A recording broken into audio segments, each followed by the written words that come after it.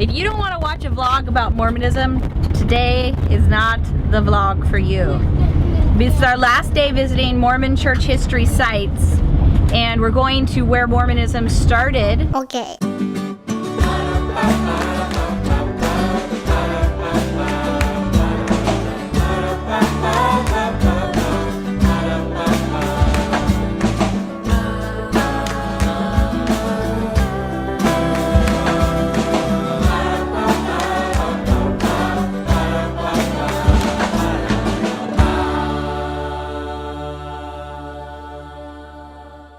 So we're headed out to see that today. I really was, once again, you guys know I'm nervous about vlogging it because my faith is something I've chosen, right? That I've looked into, I've searched after, and I've chosen. And so it's become something very dear to my heart, like a loved one.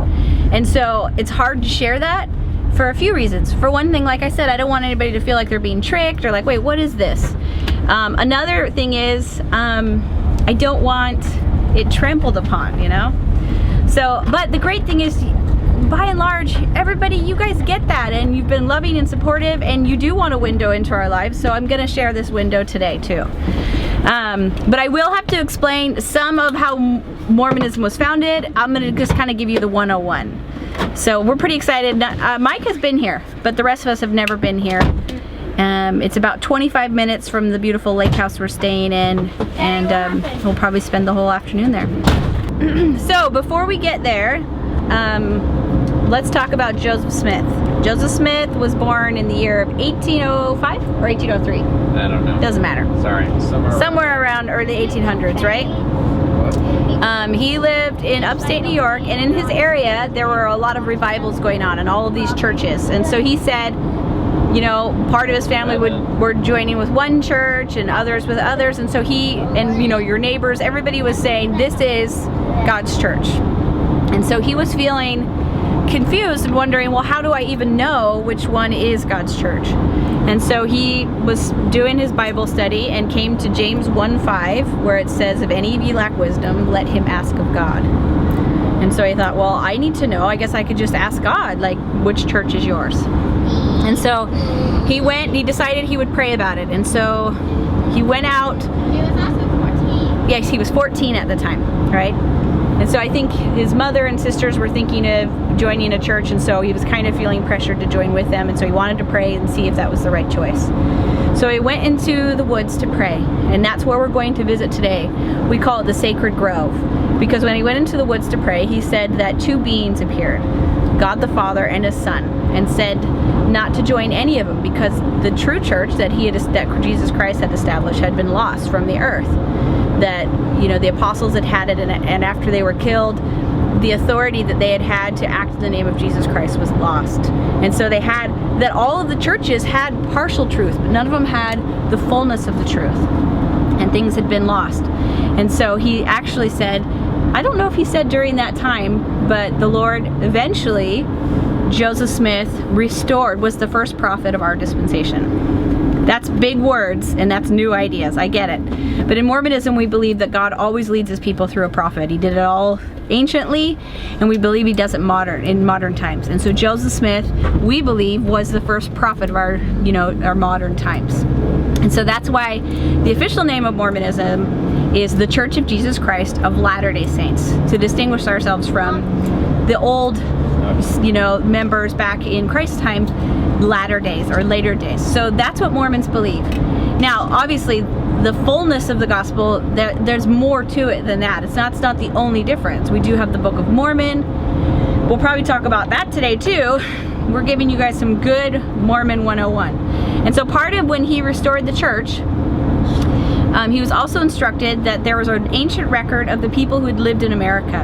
And that record was, they had kept records how God had dealt with them too. How while there were prophets in Jerusalem, there were also prophets in the Americas that were teaching the same things, same principles. God was talking to them, teaching them about Jesus Christ, teaching them about how to be good and how to be happy, and also, which kind of leads us to believe there were prophets in every land doing that very thing. And so the Book of Mormon is that record, and it's supposed to go hand in hand with the Bible. The Bible's one witness, and the Book of Mormon is the second witness.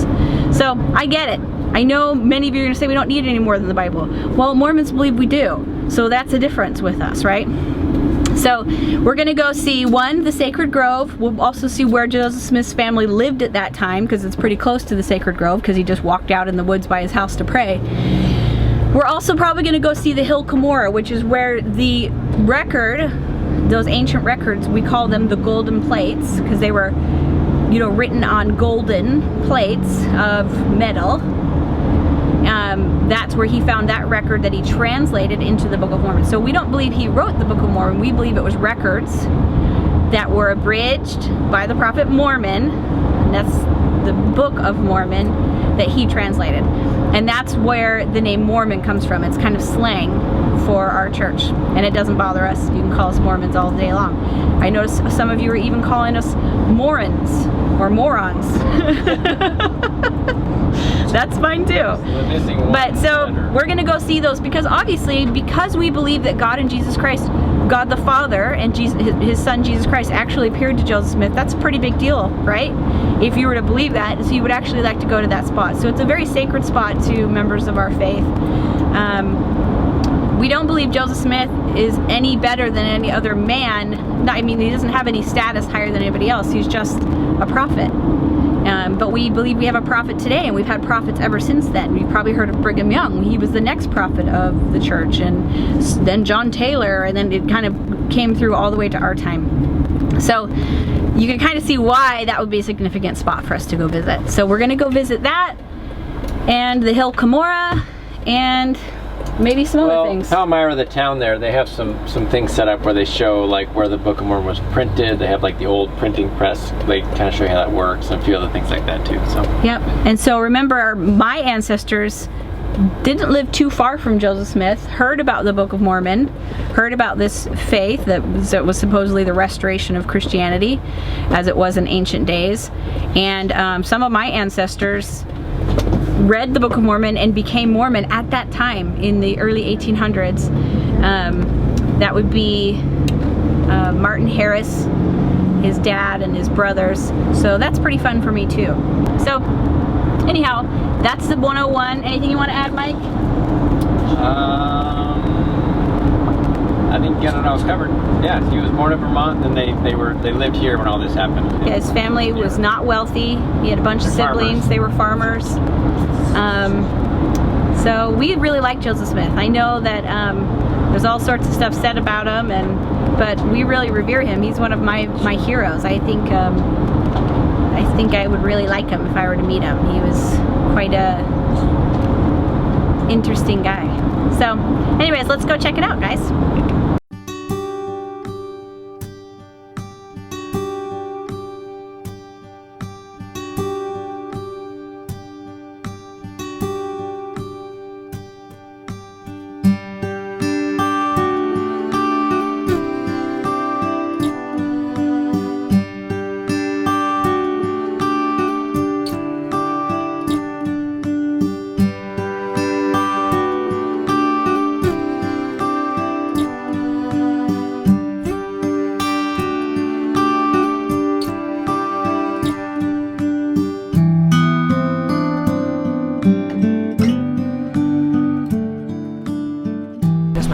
Okay, we're here.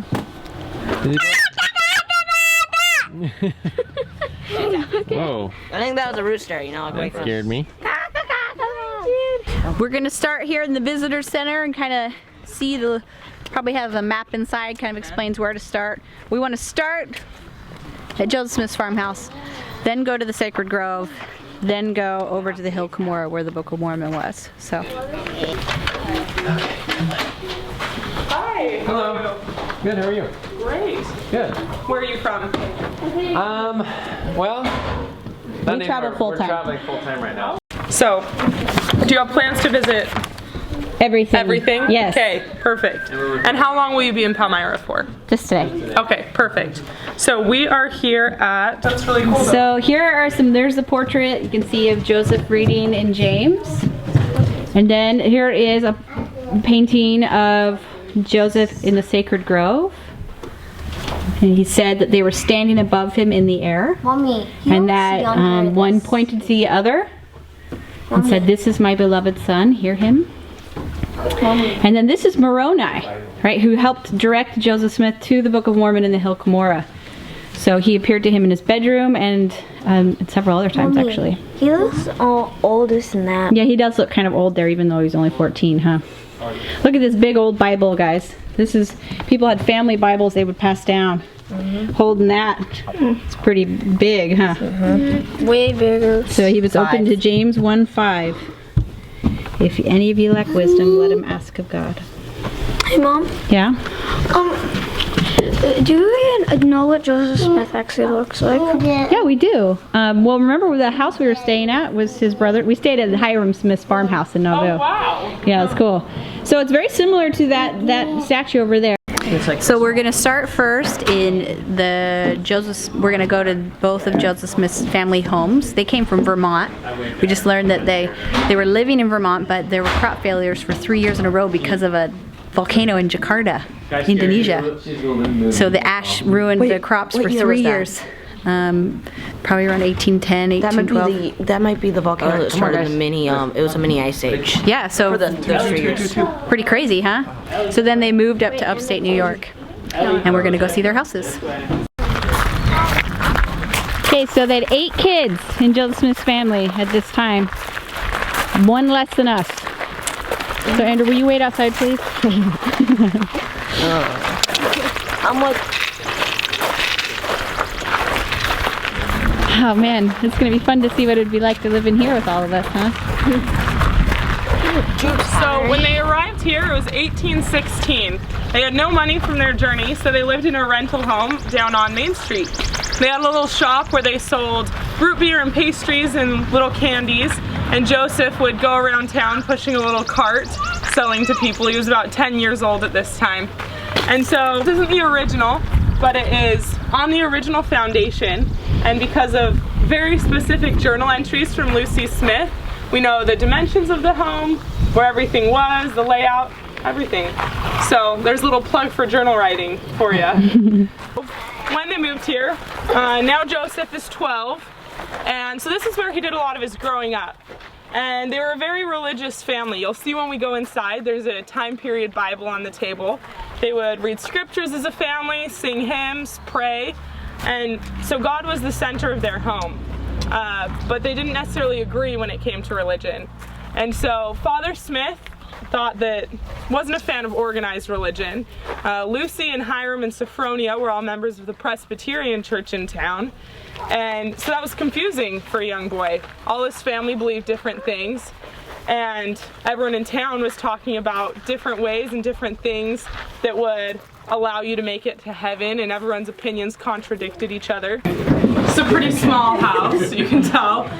Right behind you is the parents' bedroom back there, which also would have turned into kind of the parlor. When guests came over, that's where they would visit. And so imagine your master bedroom doubling as the living room in your home. That back wing was added when they had their 9th child, Lucy. And so at that point, they counted up to 11 people in this house. So that's your family, right? So you're living in a home this size, except people are a little older than your kids, so it'd be crowded in here, right? And they weren't short people. They would just cut these ceilings just above the tallest person in the house. And Father Smith was 6'2". I'm 6 feet, if that's a point of reference for you. And so it's a pretty packed place. Let's go.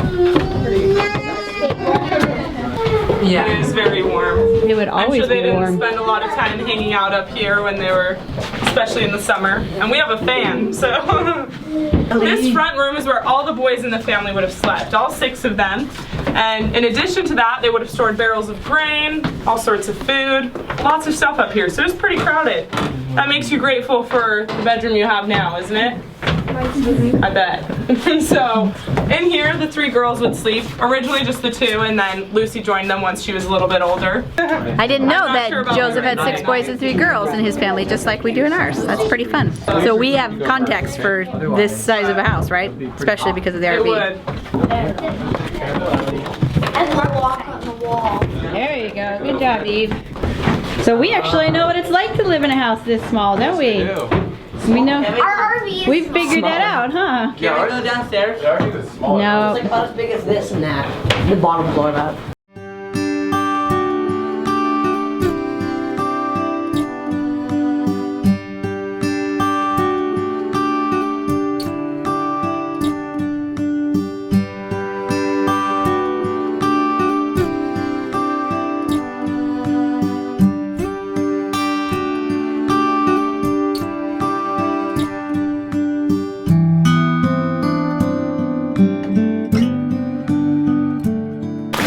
There we go. So what's this? Is this like the house closer to the farm? I don't understand. This is Joseph Smith. This is the next house.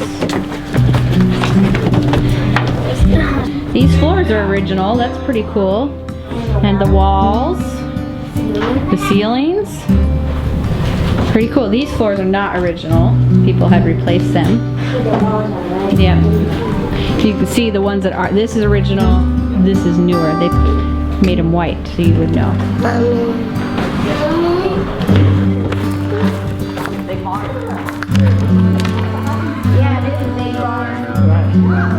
Beautiful. Yeah, why don't they just like live in here?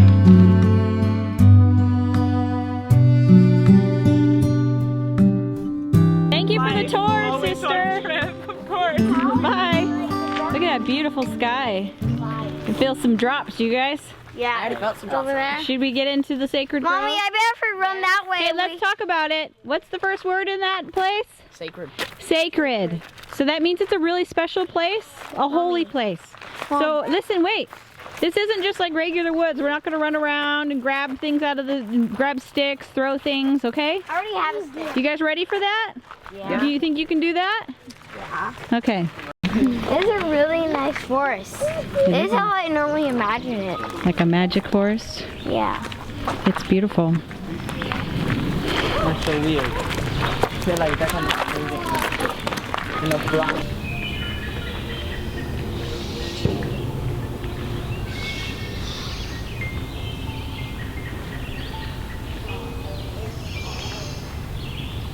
Mommy, What? maybe some of this dirt was leaves when Joseph Smith came here. Oh, yeah, I guess so. Mommy, can we go to? I like more of hikes like this in these kind of forests where you just walk instead of have these. Well, Ireland's gonna have a ton of those, babe. It is Mm-hmm. good, but it's gonna be. We got our house this morning for Ireland. We paid the deposit. It's right next to Connemara National Park, like a mile away. And we're pretty excited. So we're really excited to talk to the owner. She was so friendly. She's a mom, 6 kids. So we're really excited. It's beautiful here. Even in the sacred grove, even due to prodigious stick gatherers. Have you heard of them? 1, 2, The stick miners. What? Eve not coming. Come on, Eve. Mommy, not coming. Eve should not be here. Okay, we're back at the old house. Time to get to work and make some dinner. Time to make dinner. 15. I thought it was 20. 22. Oh, man, like 200? Yeah, 200. Okay, here, your turn, bro. Okay. Look at that though, guys. It's just amazing. So, people ask us all the time what we do about screen time. We usually during the week, they're only allowed educational screen time, and only certain times of day are they allowed that. But and so today's a weekend, but sometimes you just got a declared screen-free day because you just want to make sure that nothing is competing with this. And they really, once they're out there, nobody's complaining. You can see Peter and Asher down there. Look at what an incredible place this is though. It's so dreamy. The water's sparkling. I don't know if you can really capture sparkles on camera. And this beautiful deck, it's quiet. It's beautiful inside because you see all these amazing views from every room in the house. I love it. Watching sailboats go by. There's also very few people on the lake. It's really nice. Sometimes lakes are just like full like motorsports, you know, but it's very quiet out there. So thanks for coming along today. Elijah's making us his famous spaghetti. And we're just gonna hang out. Don't forget to like, comment, subscribe, and share. Love you guys. Bye.